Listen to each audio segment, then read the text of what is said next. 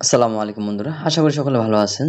আমরা যারা অ্যাকাউন্ট খুলতে চাচ্ছি, নগদ, বিকাশ, রকেট উপায় অ্যাকাউন্ট খুলতে চাচ্ছি, তো আমরা অনেকের একটি সিমে দেখা গেছে অনেক অ্যাকাউন্ট খোলা আছে, বা আমরা চাচ্ছি যে অন্য অ্যাকাউন্টগুলো খোলার জন্য। তো অনেকে যায় না যে একটি সিমে কয়টি অ্যাকাউন্ট খোলা যায়। এটা কিন্তু আমাকে অনেকেই কমেন্টসে বলে, ঠিক আছে, বিভিন্ন বিকাশ বা রকেটের ভিডিওতে বলে।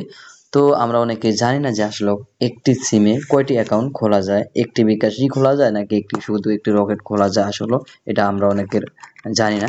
তো ভিডিওতে ক্লিয়ার করে দিব, চলুন স্টার্ট করছি ভিডিওটি।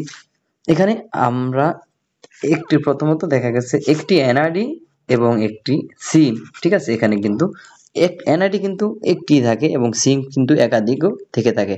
তো একটি এনআইডি কার্ড দিয়ে কিন্তু আমরা চাইলে প্রত্যেকটা অ্যাকাউন্ট খুলতে পারি, যেমন একটা বিকাশ, একটি রকেট, একটি নগদ, একটি উপায় বা অন্যান্য যে অ্যাকাউন্ট রয়েছে একটি করে খুলতে পারি। তবে কোনোভাবে দুটি বিকাশ, দুটি নগদ বা দুটি আপনার ইয়ে কি বলে রকেট অ্যাকাউন্ট খোলা সম্ভব নয়।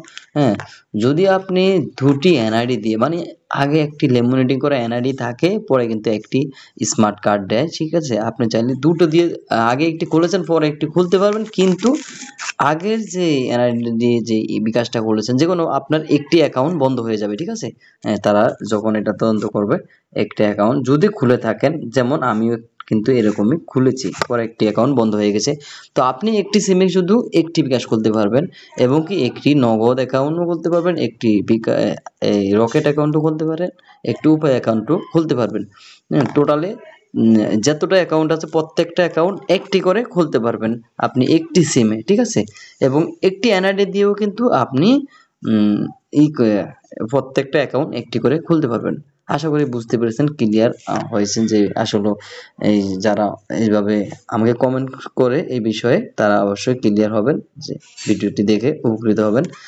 তো ভিডিওটি ভালো লাগলে শেয়ার করে দিবেন, অনেকের উপকারে আসবে। আর লাইক দিবেন একটি ভিডিওতে, আর কমেন্টস করে মতামত জানাবেন যদি কোনো কিছু বলার থাকে।